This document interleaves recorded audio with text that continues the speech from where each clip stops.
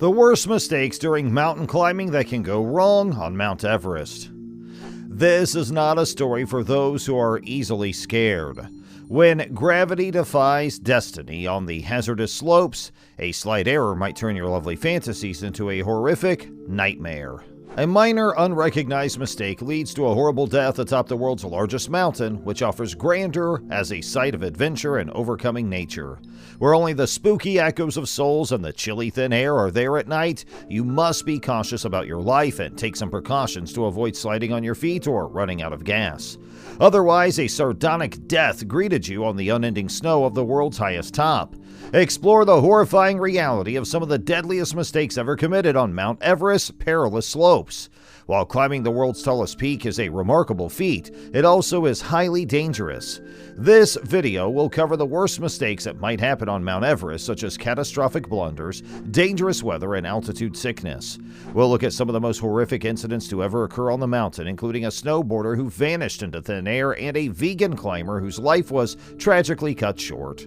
Join us as we explore the catastrophes that have occurred on Mount Everest slopes throughout history. Number 1. Freddie Safridi returned to the mountain on August 2012 at the age of 23 with the goal of achieving the holy grail of snowboarding, descending Hornby and Kutwa. Even though he attempted, there wasn't enough snow on the mountains at the time to make it effective. Despite reaching the Norton Cooler milestone, he felt empty as he returned to the advanced base camp. He was resolved to do it again, and on September 8th he was successful, albeit his descent was hazardous because of fatigue and changing weather. Safridi was certain about what he was going to accomplish, and after taking an hour to rest, he started snowboarding down the Hornbean against the advice of his Sherpa guides. Safridi was only sometimes seen by the Sherpas in the distance before his tracks vanished a few more times. Safridi vanished into thin air, and no one ever found his body. Number 2. At 29,031 feet, or about the cruising height of an airplane, Mount Everest is the tallest peak in the world. Although it is the pinnacle of mountaineering, there are a number of dangers involved, including the possibility of falls, avalanches, exposure, and altitude sickness.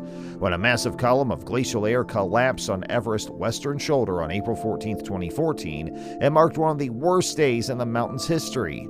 It was more massive than the Eiffel Tower, measuring 113 feet thick and weighing over 31.5 million pounds.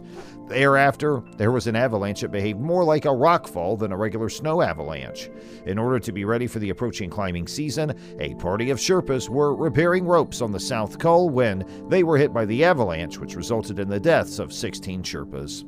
Number 3. The deadliest season on Everest up to that date occurred in May 1996.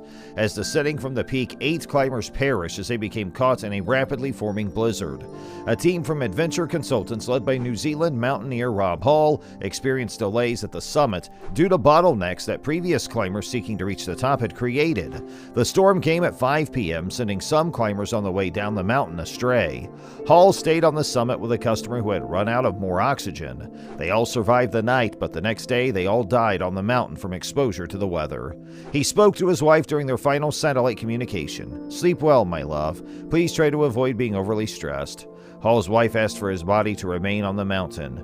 Along with 3 other adventure consultant team members, Scott Fisher, the expedition's leader, and 3 members of the Indo-Tibetan Border Police also died. Number 4. Maria Stridham and Robert Gropel set out to climb the 7 summits, which are the highest peaks on each continent. Maria was a woman from Australia. In 2016, they made an attempt to ascend Mount Everest's top. Stridham, a staunch advocate of a vegan lifestyle, was unwilling to continue the ascent even though the top was still some 15 minutes away. While she waited for Gropel, they agreed that Gropel should proceed. She had reached the top, but altitude sickness had struck instead of just exhaustion from the walk. Following Gropel's return and the beginning of their decline, Stridham started experiencing visions and had trouble moving or speaking. She probably experienced a stroke as a result of cerebral edema. Her condition became worse until she passed away.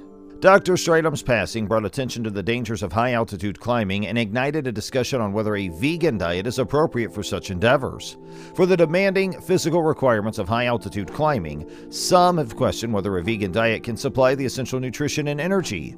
Others, however, emphasize that several accomplished mountaineers, such as well-known vegan climber Kuntal Joshir, have demonstrated that a vegan diet could supply the essential nutrition and energy for such undertakings.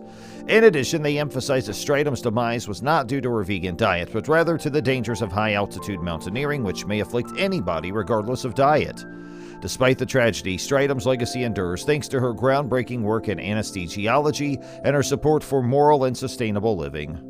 Her passing served as a poignant reminder of the value of thorough planning, instruction, and acclimatization for high-altitude mountaineering. Dr. Stratum's passing was heartbreaking, but her legacy will live on and continue to motivate people in the medical, ethical, and climbing professions. It also serves as a reminder of the need of being well-informed and organized before engaging in any physical activity, particularly high-altitude climbing, and that a vegan diet can supply the essential nutrition and energy for such activities.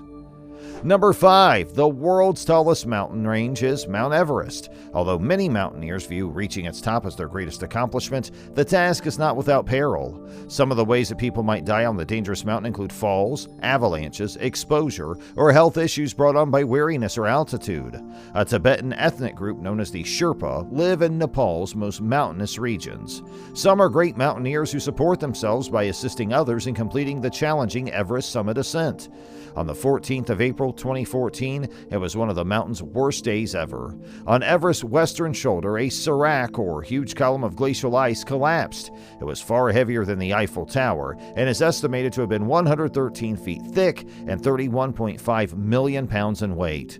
A rockfall-like avalanche followed, behaving less like a regular snow avalanche and more like a big block of ice, barreling down the mountain's southern face.